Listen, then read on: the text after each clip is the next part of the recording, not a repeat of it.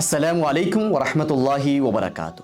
ایک ایسا عمل جسے کرنے سے ہر قدم کے بدلے 1 سال کے روزوں کا اور قیام اللیل یعنی تہجد کا ثواب ملتا ہے، تو ایسا عمل کون سا ہے؟ آئیے حدیث مبارکہ کی روشنی میں اسے ہم جانتے ہیں۔ نبی علیہ الصلوۃ والسلام نے ارشاد فرمایا، من غسل یوم الجمعۃ او اغتسل، کہ جس شخص نے جمعے والے دن غسل کیا یا غسل کروایا۔